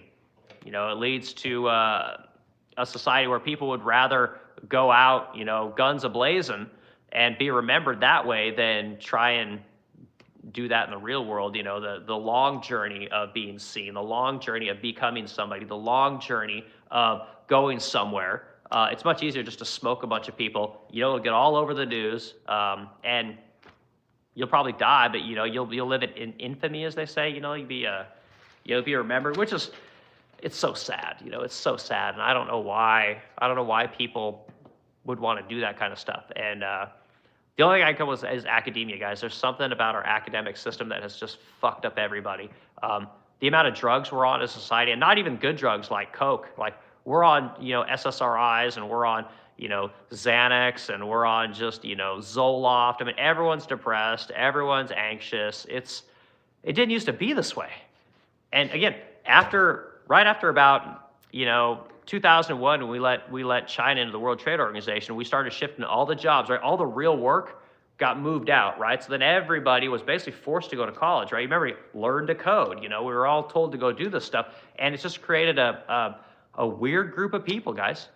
So it's sad. I feel horrible for anyone who ever had to go through that kind of stuff. But there's something going on with the parents and the kids. There's some disconnect there, because again, I would never I can't put myself in that person's shoes. I don't know what they're thinking or what is going on in their life to make them think that, to even have that thought. I would never think to want to kill anyone, you know, unless they put my family in jeopardy or fucked with one of my employees or something like that. Like, it's the only time I would ever think to do something like that. But these kids, you know, they have these thoughts at a really young age, and it's wild, man. So I don't know what to do. And yeah, and China, I mean, the thing you got to understand about China, dude, is China's not like America. You know, it's like China, I mean, we see all the pretty pictures and the videos, and they got these amazing buildings and blah, blah, blah, blah, blah, blah, blah, which is cool. There's a lot of cool things about China, but you can't forget that China is a communist country. China is a totalitarian state. And I think we forget that because we buy so much shit that says made in China, right? Which, if you followed me for any period of time, I've said we need to cut off trade with China today. Like, don't wait, don't wind it down, don't let some president tell you that he's going to do it and then he tacos, you know, backs out. Like, you need to cut it off now, no more. We do not want to be like China. We do not want to be like any of these other countries. We want to be like America.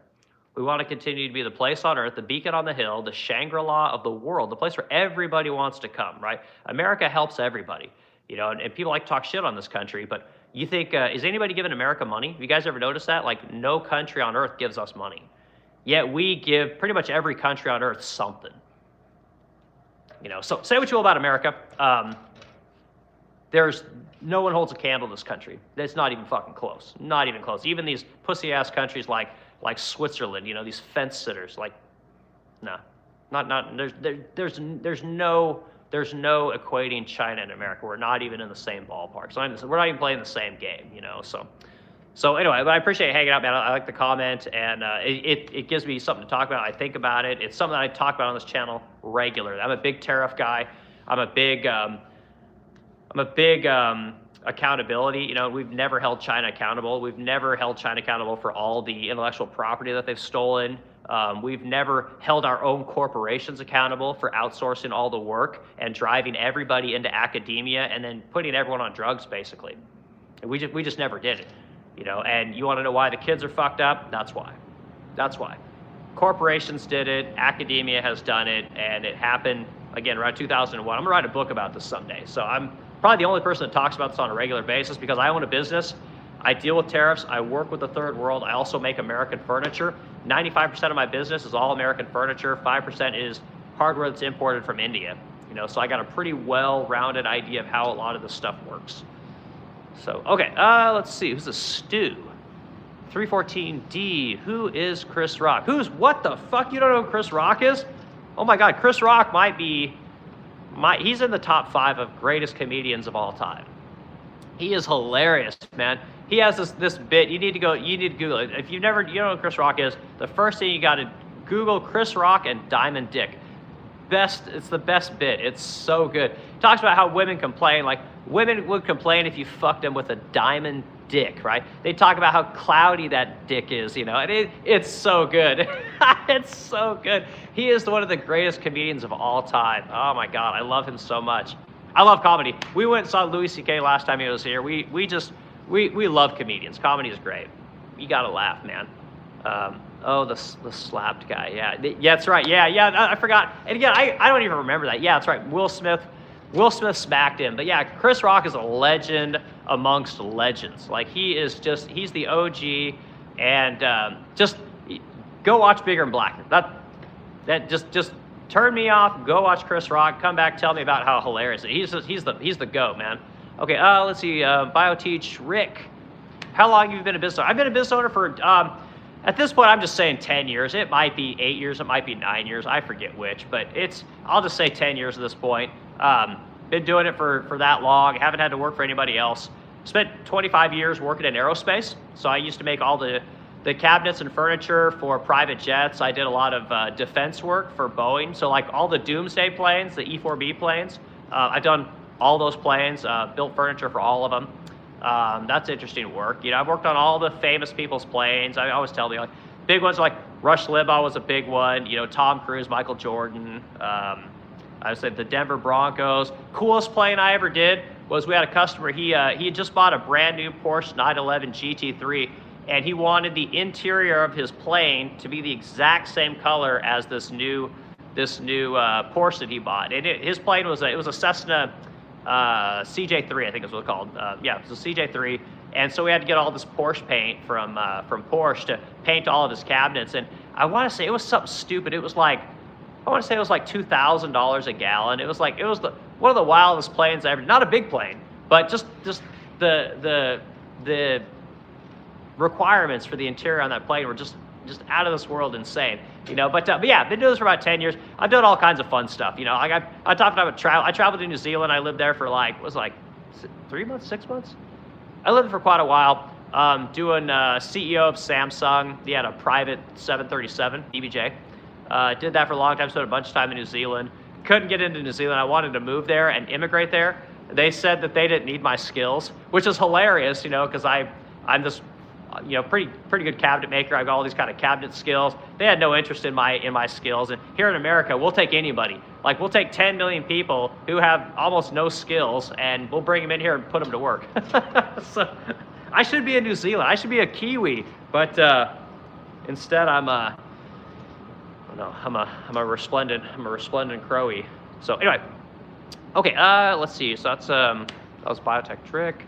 CJG2730. This is not live. Okay, well, I hope it's live. I'm still here. I can interact with you. Kansas Owens. All right, Kansas Owens. That's great.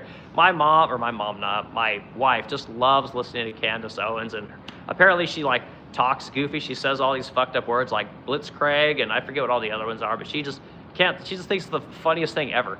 Finally, a realistic person on YouTube. Yeah. And that's the thing, like, that's what I tell people, like, you gotta be a real person on here, man. You can't be people got real thoughts, people got all different kinds of opinions, and man, you gotta, like, it's good to interact with people and let them know that we're normal people. I'm a business owner, I got a business, and everyone always says, well, you can't talk about anything if you're a business owner because you risk alienating your customers. Like, I don't worry about alienating my customers. I've dealt with enough rich people now. Like, rich people, they come in all flavors. You got rich people super conservative, you got rich people super liberal. Most of them, pretty much in the middle. They're normal people just like you and I. There's nothing different about them. They're exactly like we are. Okay, AB 2911. Hello, good to see you. Good, glad you're here. I'm thirsty for water. Great. I hate water. I've never been to water. My wife loves water. I can't stand water. I drink a lot of Blue Moon beer. I drink a lot of this Ghost energy drink, which I got to stop drinking, and I drink a shit ton of coffee. I make Pete's coffee every day. I just love drinking Pete's coffee. That's my thing. And I go to Starbucks pretty much every day. Go say hi to my coffee chicks, and yeah, it's pretty much part of my morning routine. So. All right, you are absolutely right. This is Vernon H7B. I don't know what I'm right about. Elaborate. Let me know. Let us all know what I'm right about. Hitman 47. What's up? Yeah, that's right, man. I used to play Hitman. I used to love Hitman. Agent 47. Yeah, that's pretty. That brings back some memories, man. I love that. Did you ever watch the movie with what was that, Timothy Olyphant? I thought it was pretty good. I thought the movie was all right. You know, not too bad. But yeah, so that's what's going on. That is Fiends the Oast. Fiends the Oast, maybe? I press already. This is Philip 457. I'm from Australia. Yeah, right on, man. Cool, man. I flew into oh God, was it Brisbane? Was it Brisbane? I don't know what you guys. You have like a big airport there. Before I could go down to New Zealand, I had to fly there to Australia and catch another plane down to New Zealand. I forget where we flew to. It wasn't the main. Your main big city there. I forget, you know, where the damn opera house is. I forget all the names of everything. There's too many frickin' cities in this world. But I'm glad you're here, man. Thanks. Great people. Great place. I would love to get to Australia. Holy hell. Queensland or something like that. It'd be fun. Okay, let's see.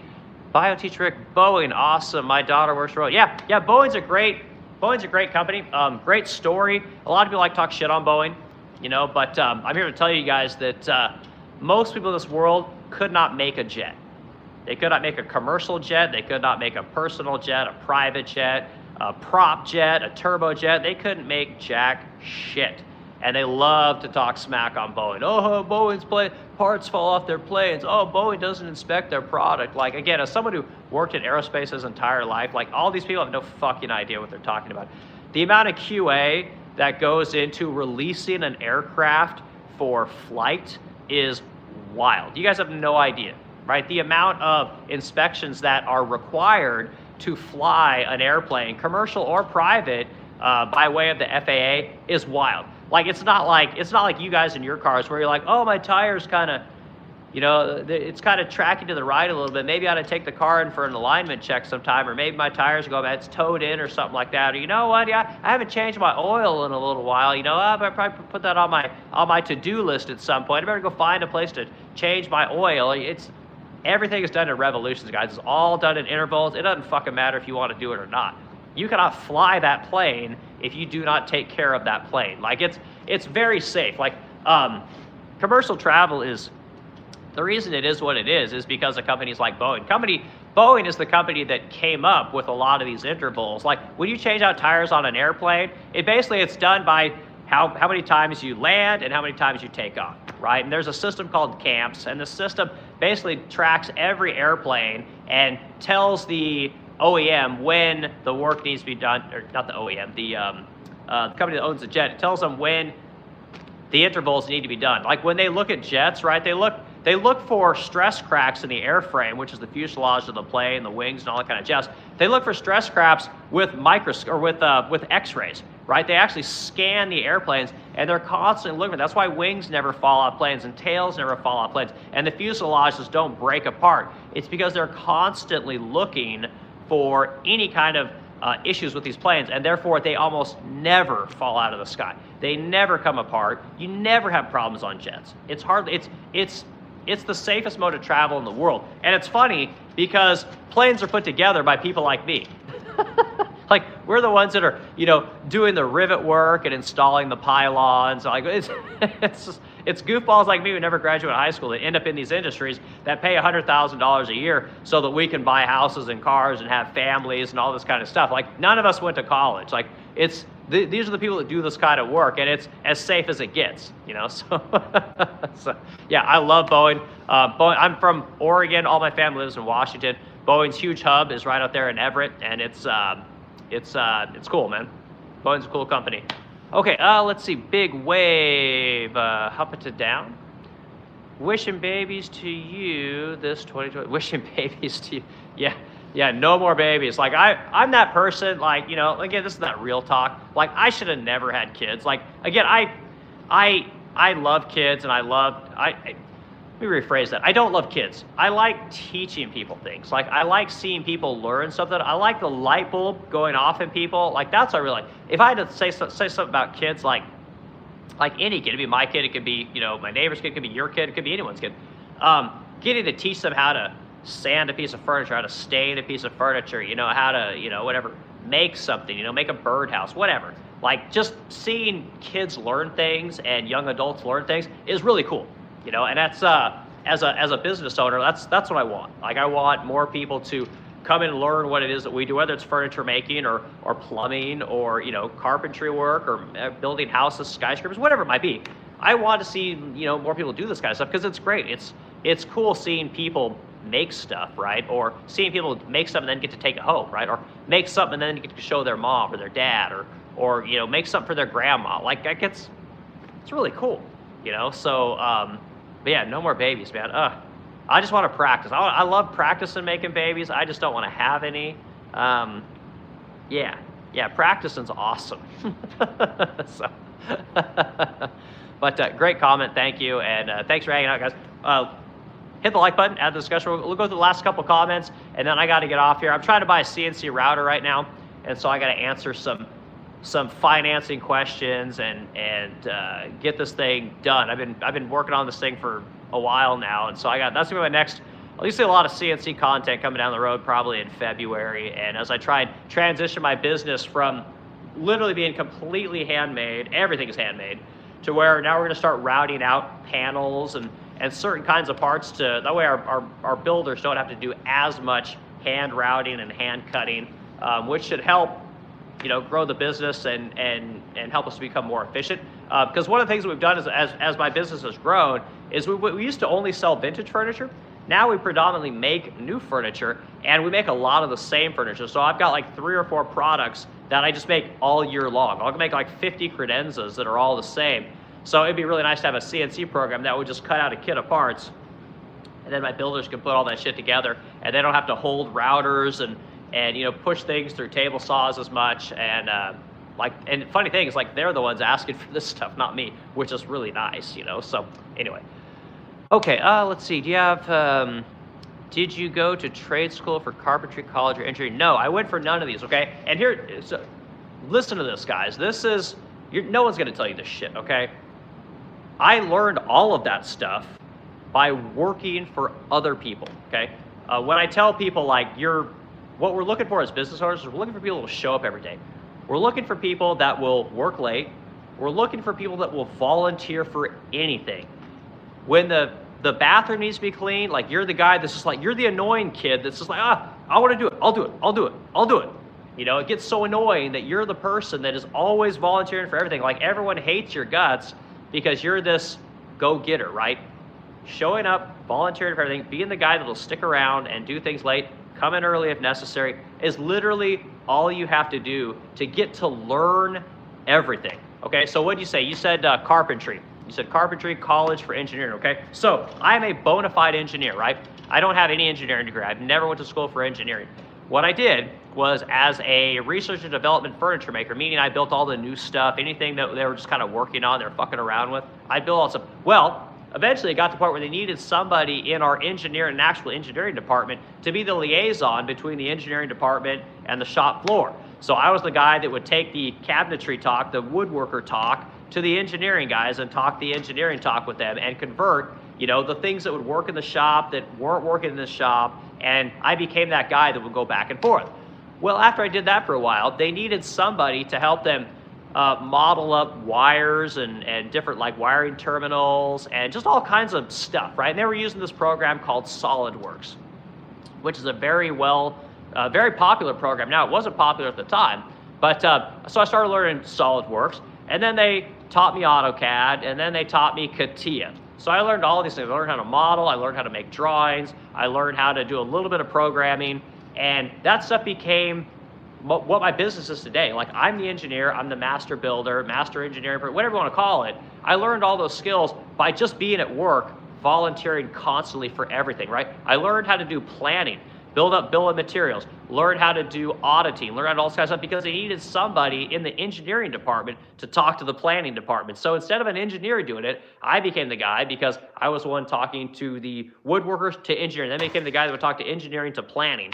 And I developed all these skills by volunteering, and just always being the person that would just do whatever, because I was always just interested. It's like, what else am I going to do? And so I learned how to do all that kind of stuff. You talk about carpentry, right? Carpentry, I am not a carpenter. People call me carpenter all the time, and I correct people as often as I can, okay? Here's the difference between a carpenter and a furniture maker, okay? A carpenter takes his tools to the job site. Woodworker's tools stay in the shop, okay? Like, I'm not interested in going to your home and fixing your windows and, working on your staircase or making some built-ins. No interest. I want to make my furniture right here in my shop where I have everything. Everything I want is right here. So, yeah, carpentry skills. I hate carpentry. I'm not good at it, but I do it. I rebuilt a 3-story deck on my home. I'm the guy that, redoes the kitchen. I redo all the bathrooms, but I don't like doing it for other people. So, anyway, I hope that's all. You can learn a lot, guys, by being that person that is just always around, right? Because generally the boss stays longer than most people, not because he works longer, but he comes in later. So if you're the person that's always around, and the boss needs something comes up, you do that enough times, and eventually you just become the go-to person, right? And then you get to volunteer for everything. You get the first crack at all the fun shit. And it sometimes takes years to be that person, but you will get to be that person if you put in the time, And again, if you work for a company where you feel like you're not getting opportunities, your boss doesn't like you, you move on. Go work someplace else. Go work somewhere where you get a little bit of recognition, where you can see a little bit of daylight, Yeah, don't just be the guy that shows up every day, does the bare minimum, collects his check, and goes home. Like I see that so much. And again, you're not going to get ahead today if that's the way you're looking to do things. So I know people don't like hearing that shit, but that's that's it. So yeah, I never went to trade school. I never went to carpentry school. I never went to engineering school. Yet I'm a bona fide interior designer, interior aerospace designer. So, and I do all my CAD models and all my engineering work. I send all my renderings and models to my customers when they buy custom shit from me, and it sells them every time. So great skill to have. Okay, who's this? Flabajaba. Great names. 6328, 747, Queen of the Skies. Yeah, I flew on. I've been on several 747s. Most people have never been on a 747. 747s were kind of taken out of commission for a long time. Like obviously Air Force One. I've actually never worked on Air Force One.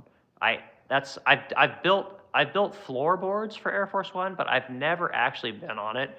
And it just always eluded me. Like I said, I did the Doomsday planes, and those are all 747 stretches. I've worked on every freaking one of those. I mean, I've spent numerous time on all those planes, and I've done a whole bunch of work for like the Sultan of Brunei, the Saudi princes. For a long time, a lot of the Saudis wouldn't fly on jets that only had 2 engines, so they'd only fly 747s. Right now, everyone flies 777s because they're so efficient and they have such great range.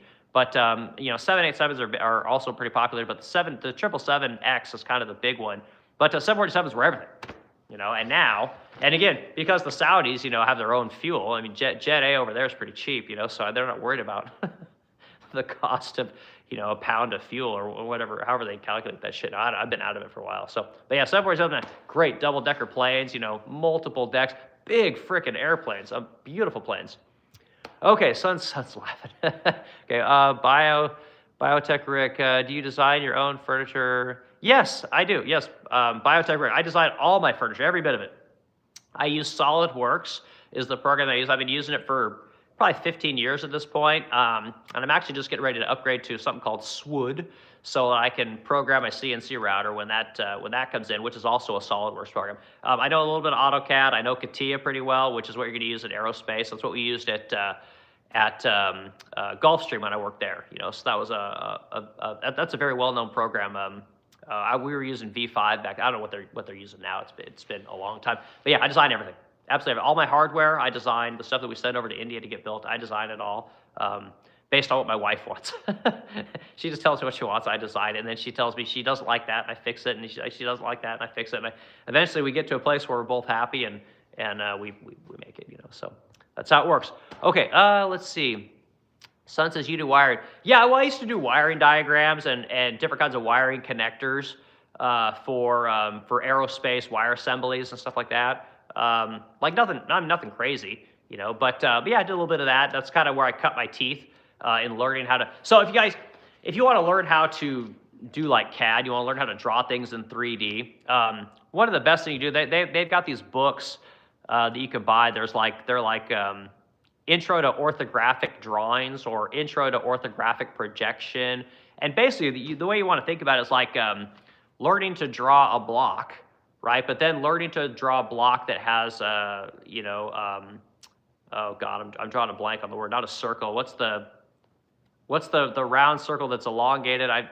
They all have freaking names. I'm drawing a complete blank here. Cylinder, right? You want to be able to draw a block, and then you want to be able to draw a cylinder on top of one side of that block. And then you learn to draw squares, rectangles, circles, and then you learn to do what's called extruding, right? Well, you take a circle and you extrude it, and then it becomes a cylinder, right?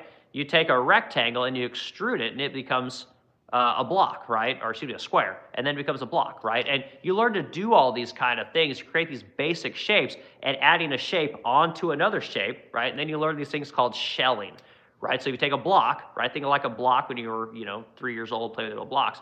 If you want to shell something, you shell it, and then you basically blow out the inside of the block, and then you're left with just the outside. And you can have whatever thickness you want, whether it's 10/100ths, you know, 1/8 of an inch, 1/2 an inch, and all these little basic ideas become the building blocks for drawing furniture, right? For drawing houses, for drawing airplane parts, you know, wings, nacelles, pylons, you know, rudders, just whatever it is you want to draw, ailerons, whatever it is you're trying to draw. And it's cool stuff. CAD's awesome. Everyone should learn a little bit of CAD because it just teaches you a lot about design. It teaches you a lot about different ways of thinking about planes, right? Your forward planes, your right planes, your up planes, you know, it teaches you how to, it just really opens up how you think about making things. Like today, I don't think about making furniture like I see a piece of furniture in my head. I think about all the individual parts because that's how I draw them in CAD. So like if I look at a credenza, like I got this credenza over here, like when I think about it, it basically like explode in my mind. I think, well, here's my end panels, right? And I think about all the commands that would give me an end panel. Here's my other end panel. How do I make the top panel? How's it going to be joined together? What commands do I need to make all? And it's kind of cool. So anyway, okay. Biotech Rick says, great hearing from you tonight. Go figure out that CNC, which is the best. Let's see. I'll be taking my first SolidWorks training in May. Wow, cool, man. Well, come back and tell me how it's going. If you need any help or you need any tips, I'd be happy to give you some pointers. And again, I've been doing it forever, you know, so I think I got a pretty good knowledge of it. But it's great. Everyone uses SolidWorks. It's much more widely used than it was when I started. It was strictly aerospace and nautical, and now I'm told they teach it in most colleges now. So it's very widely used. It's basically like the new AutoCAD. AutoCAD kind of went by the side. So anyway, good to see you. Guys, I'm going to get out of here. I appreciate everyone hanging out with me tonight. Looks like we did an hour and 7 minutes. But don't worry about the doomers, guys. There's a lot of good things going on. You know, there's a lot of good stuff going on in America, even though our president's acting like a goofball right now. I think everything's going to be okay, and don't pay attention to the naysayers so much, you know. Economy's doing okay. It's a little slow, you know, but interest rates are coming down. The housing market's going to move this year. My sales are doing good. Rich people are buying things, which means that they're going to employ all of us, which is good. That money does trickle down, even though people say it doesn't. It does. And we'll do this thing again probably tomorrow. So everyone have a good